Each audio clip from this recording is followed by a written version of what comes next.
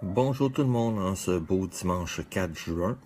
Je viens aujourd'hui parler principalement d'une pensée ou d'une petite inspiration du moment, à savoir l'idéalisation de nos idées, de nos pensées. Est-ce quelque chose de bien ou pas?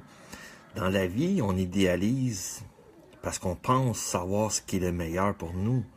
À ce point-là, il n'y a rien de mieux que de croire en ce qu'on fait, de croire en nos pensées, en nos idées et surtout en nos actions. Dans la vie, si on idéalise pour aller chercher la perfection des choses, c'est là qu'on perd l'essence même du pourquoi, du comment qu'on vient faire des choses sur Terre lors de notre incarnation. Tu sais, dans la vie, si on idéalise pour rendre les choses selon un concept déjà bien structuré dans notre tête puis qu'on n'en déroge pas, il n'y a rien de plus dommageable dans notre épanouissement parce qu'on ne trouvera jamais l'être idéal dans la vie. On ne trouvera jamais la maison idéale ou on ne trouvera jamais la voiture idéale ou on ne trouvera jamais le concept spirituel idéal.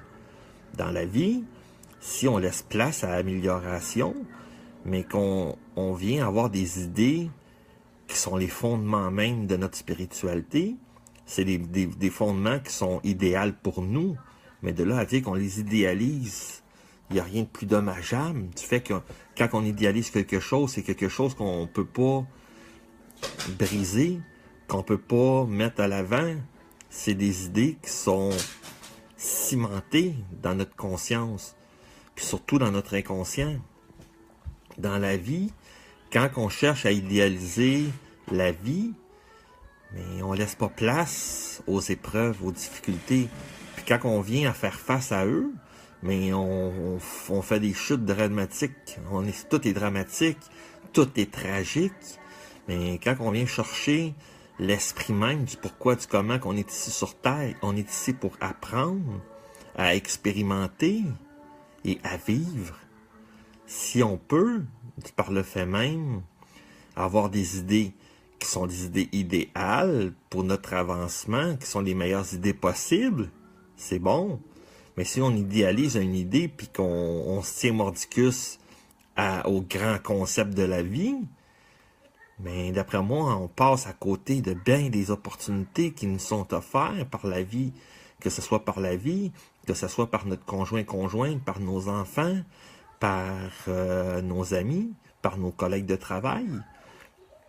Dans la vie, si on ne cherche pas à trouver nos marques par nous-mêmes, en faisant de notre mieux, et non en rendant toutes les choses, en voulant rendre toutes les choses perfection, de la perfection, tu sais, on idéalise le bonheur, on idéalise l'amour, mais l'amour, ça s'idéalise-tu? L'amour, ça se vit. L'amitié, on idéalise le concept des amis qu'on voudrait, mais dans la vie, est-ce qu'on idéalise le tout ou on fait juste le vivre? Tu sais, si on le vit, c'est un moment idéal, mais c'est ça. Mais quand on va finir de travailler, mais on va pouvoir avoir ce qui est le meilleur pour nous, sans idéaliser tout ce qu'on veut vivre. La vie fait ce qui fait en sorte qu'on doit faire de notre mieux et non idéaliser ou rendre tout prendre ce que seulement si c'est parfait. Mais dans la vie, on se rend perfectible et on s'améliore continuellement. De là à dire qu'il n'y a rien d'idéal dans la vie, mais il y a juste ce que vous voulez dans la vie qui est idéal à vous, mais sans tout idéaliser. C'est rendre les choses le plus merveilleux possible pour le bien-être de tout le monde. Fait que je vous souhaite une très belle journée.